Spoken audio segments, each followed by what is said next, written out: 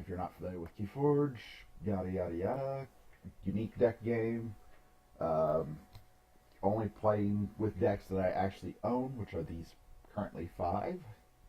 Um, I will be playing Aya Spyco McNally today, and I'll be playing until my eldest daughter wakes up, whatever that may be.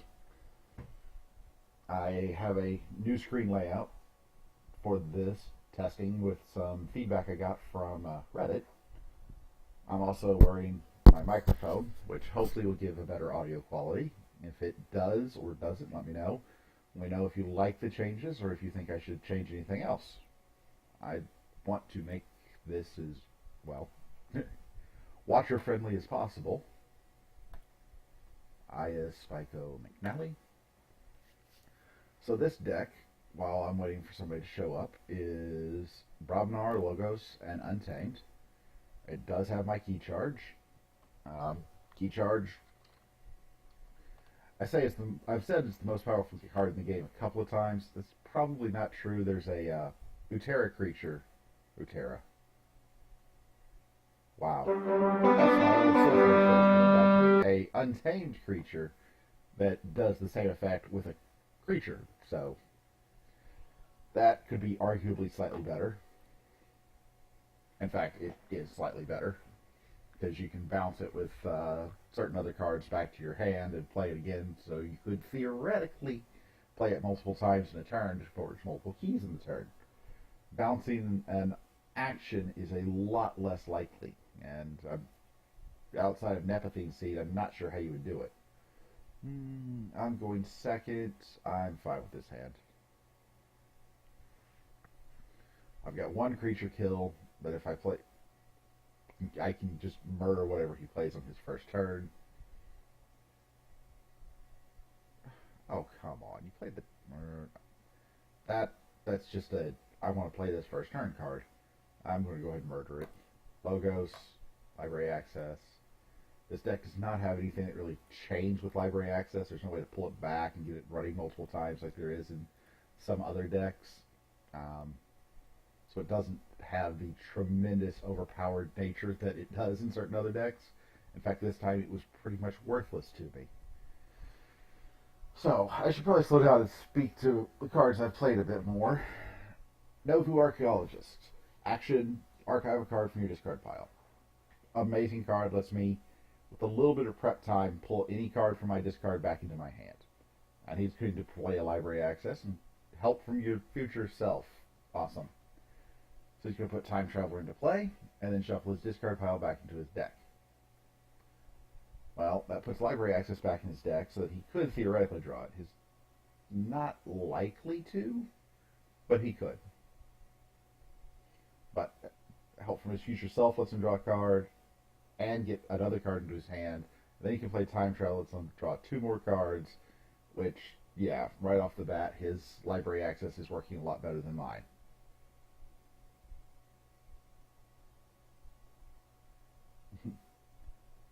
Yeah. Do I have a Coward's End in my hand? No. I have plenty of Brobnar, but no Coward's End. That's going to be problematic. Oh my...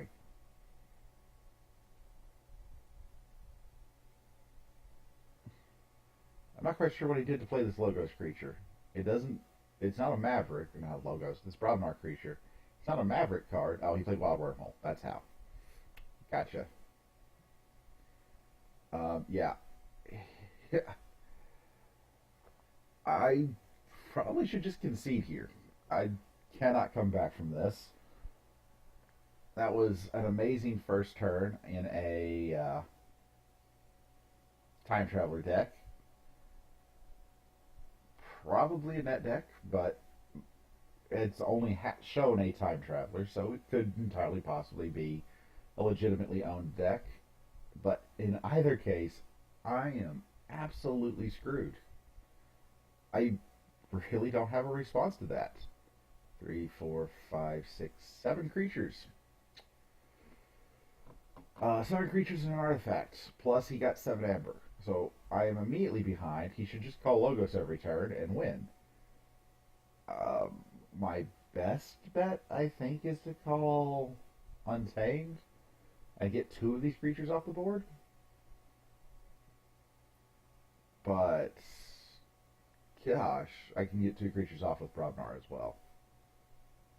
Yeah, I'll do it with No. Yes, I'll do it with Brobnar, just because he gets more cards out of my hand. So we will punch the Bat Drone. And make sure nothing here is elusive. Now, punch the Bat Drone. We will Relentless Assault to let me fight with this guy. And murder probably Time Traveler. Because I don't want him shuffled back in. I'll murder him this turn. Play my Pile of Skulls, which I really probably should have played first. I could have stopped him from forging his first key. It would be nothing but a pure stall tactic, but I could have. This guy would have 2 Amber on him and then immediately die when he calls Logos and kills it. But that's just not going to happen here.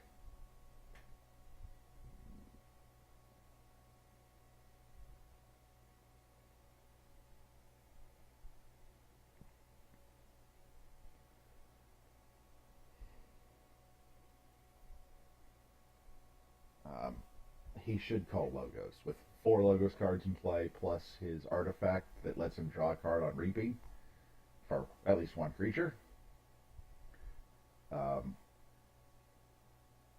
You get 4 Amber and an extra card. Yeah, he calls Logos. I know he has no Logos cards in his hand thanks to the... Good morning. Okay.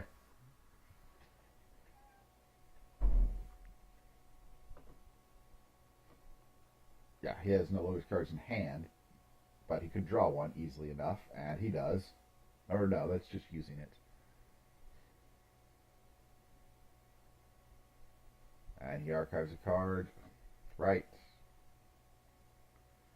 And should reap with these 2. Actually, maybe he should kill that with the Brain Eater.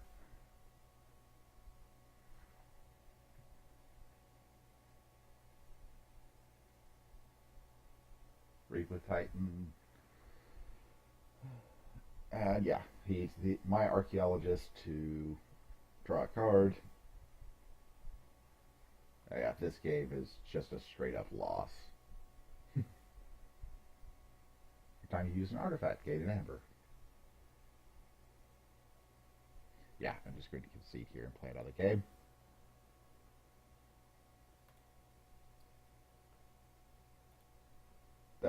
That was less than impressive.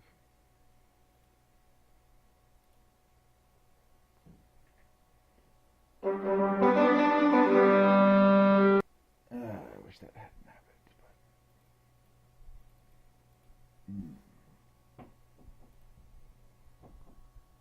I'm hearing noises on the other side of the wall.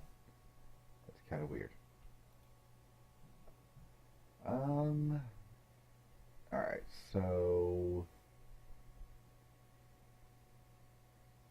I don't really like this opening hand. I'm going to mulligan.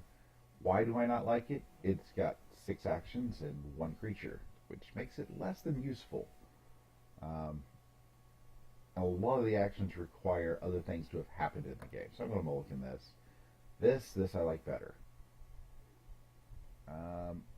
Going to call Brobnar and play out probably my Fire Spitter. Play this creature, and in turn, draw my card, and Full Moon. I'm hoping for another Brobnar card because I'm going to follow up with another Brobnar play. In all likelihood. Now, there are a few ways you can approach your opening turn. You can play out a creature of an off faction to get maximal cards out of your hand and playing through. For example, if I had played Murmook and then called Brobnar next turn, I'd have an extra creature on the board, and you play Fogfight, so I can't actually fight. Awesome. I'll call Brobnar. I'm going to punch this creature away and play out my creatures. Play that on the right. And, oh, that was a mistake. I should have played Smash before I punched the other creature away, because I could have gotten rid of the. I could have used the stun on it. Smash doesn't care what it stuns, but it has to stun something if there is something to stun. So if I played Smash first, I could have stunned the Archivist. Archivist? Yes, the Archivist. And been just fine. But because I killed the Archivist first, when I stunned my own creature and cost myself an Amber.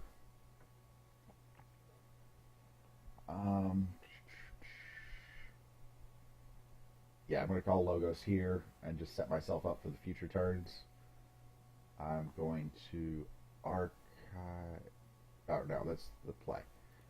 I still have to play Sloppy Lab Work eventually. I'm going to archive the Full Moon. And I'm going to discard Valdir. Destroy an enemy creature and a friendly creature. So I should be able to play this. Oh, darn it. Nope. I thought I wouldn't be able to do that. The way that this should work is destroy an enemy creature can't happen. So as soon as I resolve that line and that can't happen, the rest of the cards should be defunct. Crucible Online doesn't work that way.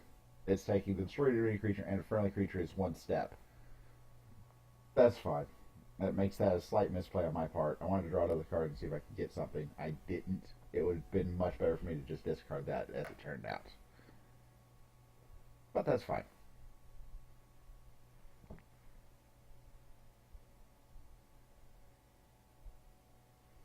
He's going with a Mars play, Mother Gun. Reveal a number of Mars cards from your hand. Deal damage to a creature equal to the number of Mars cards revealed. Fine. For the remainder of the turn. And that's the Mars Reaps double. Field card. That's 3. Okay. So I will go ahead and call Untamed. I'll pull in my archive. Play Full Moon before I forget. Too many times I forget to do it correctly. We'll shuffle those back into his deck, and we'll play out Murmook and Murmook. And the Briar Grubling. Grubbling, I don't know. Grubbling. So that was just a board control turn. Get rid of his creatures by shuffling them back into the deck, play 3 of my own, pick up 3 Amber, call check. Let's see if anybody's in my Twitch chat. Greetings, electrical longboard. There we go. I'll parse that yet. Good morning.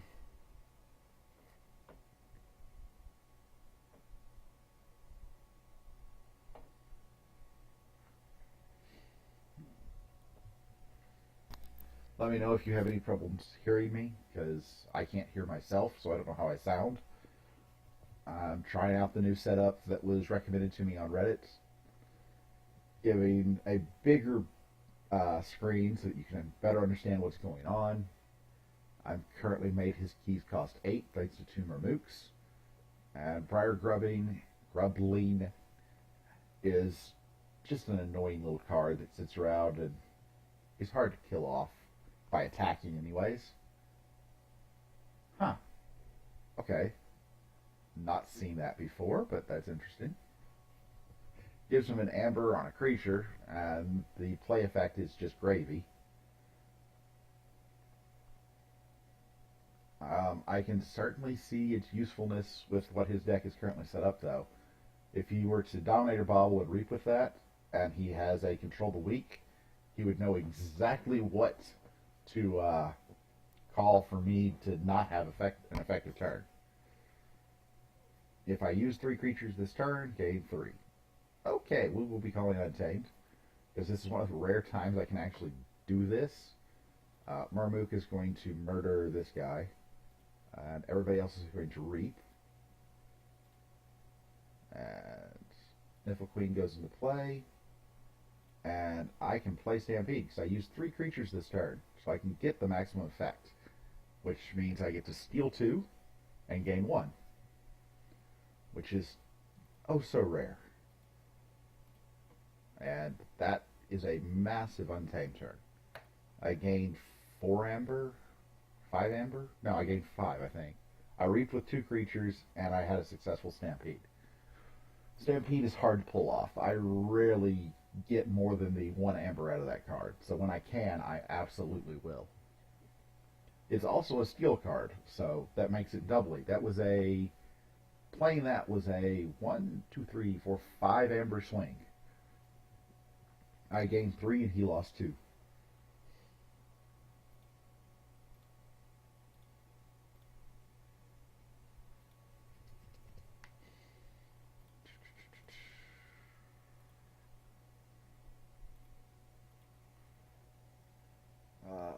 And with me having 5 untamed creatures on the board, oh, and a key charge in hand, if he doesn't do anything to reduce my board state, I'll probably just be calling Untamed again and repeat with everything. Because right now I have a pretty dominant position in the board. 1, 2, 3, 4. So he's going to hit Nifflequeen for 4 with the Mother God. That's fine. An Orbital Bombardment. Kill off. Okay, so kills off 3 creatures. That makes Untamed a lot less attractive. Soft Landing. John Smith. Ready a non-Agent Mars creature, so he plays non-Agent Mars creature. Reaps with it, and then reaps with that one. Okay, that was an effective turn. I got to admit that did quite a bit. 5. I could call Untamed and just make a second key. That's tempting, but I would rather, I think, call Logos.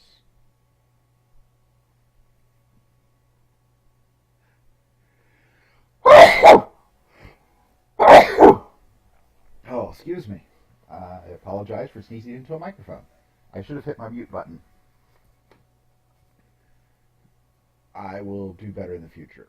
Alright, so if I call Untamed, I can just forge a key. Keys are the goal of the game, and he's not currently able to forge a key of his own on his turn, so I don't have an option to prevent him from that. On the other hand, I could call Logos and draw a couple cards, gain 3 amber. He hasn't shown a lot of ability to steal from me. He doesn't have shadows. I can't think of anything that he'd be able to play next turn in Logos that would do it. Logos has a couple things like Bat Drone, but nothing super impressive. Yeah, I think I'm going to take the risk with Logos and see what I can draw into. It's a bit of a gamble. Obviously, I'm going to kill off John Smith and probably put 2 damage on Mother, I think. And let's go ahead and draw my cards. Not a Logos card, not a Logos card. Okay. Well, that was a waste. And we'll Fogify twice, and in my turn. I'm at 8 amber. He's at 6, but 6 is not enough for him to forge a key, thanks to my Marmook. Oh, and then I draw a Wild Wormhole after my turn. Great!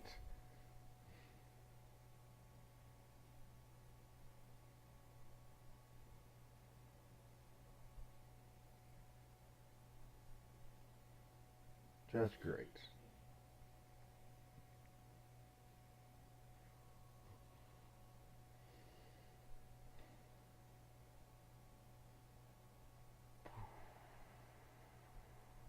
Logos.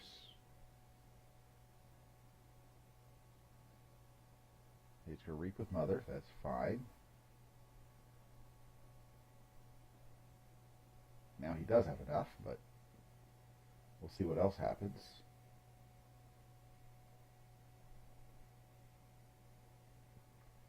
Bouncing Death Cork, my favorite card in the game. Just because it's so flavorful and fun. So you blew up Marmook. Are you going to also choose to blow up the Difflape? Yes. So you use Bouncing Death Cork as a board wipe. Perfectly fine. Bat Drone. Do I have a punch or something I can use to kill that? No, I don't. Okay, I'm still calling Brobnar. I could kill the Bat Drone for 3 chains. I don't think it's worth it. Except it gives me 3 amber, so yes. Because I'll be able to play Smith to gain 2. Ganga Chieftain, yeah. So, I start out with Coward's Inn. I take 3 chains. That hurts. But, now I can play out my Chieftain, have 1 creature to none, which means Smith will give me 3 amber instead of 1, and then play out my Gauntlet. And when amber is the key to the game, that's a good play. It's not spectacular because it does put me in a bit of a bind. Does he have anything in his discard from an action perspective that would give me 2 amber? No. No. No. Destroy 3 most powerful creatures. Okay. I'll probably be mimicking that, would be my guess. Flame Wreath, okay. Fogify. So, I could use Mimicry and gain an amber.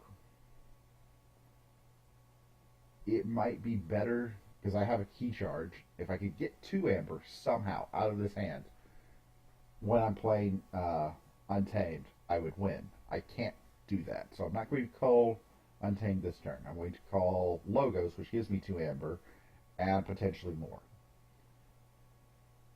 And if he steals 1, that's fine-ish. If he steals 2, that starts to be a problem. So I play Remote Access.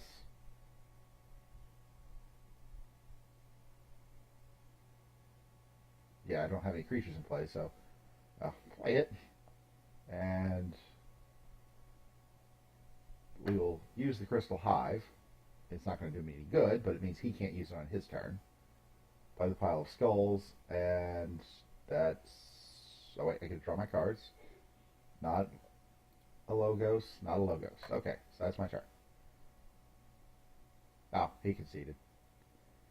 So, he doesn't have a way to get me back below 6, and said that was that. Alright, I'm going to stop there, go check on my wife and daughters and see how they're doing this morning. They were asleep when I started, but my wife came in and said, "Hi, good morning, I'm awake now." So we will see what's going on out there. I will stop the stream, upload this video to YouTube. I may get back on in 5 to 10 minutes. I may not. I wouldn't count on it, but if my eldest daughter is still asleep, I probably will. Past that, I hope you've enjoyed the stream. Let me know what you think about this new layout. I have taken some feedback from Reddit. This is a little bit more streamlined. Everything's a little bit bigger. We're still dealing with the Crucible Online with some relatively small cards, so there's only so much I can do. Let me know if you think I should switch to the extra large cards. I've tried this before. The problem with it is now things start to run into each other, and there's a whole lot of scrolling that has to happen. I don't like playing with this, although it may make for a better stream. If it does, or if you think it will, let me know. I'm changing it back for now. If I were not streaming at all, I'd be playing on normal size cards, but this is close to as acceptable as I can get. But anyways, thank you very much. If you've enjoyed the stream and don't currently follow me, please click the follow button. On Twitch, you'll be notified when I start streaming. And of course on YouTube, you'll find out when I upload new videos. Thank you very much, and goodbye.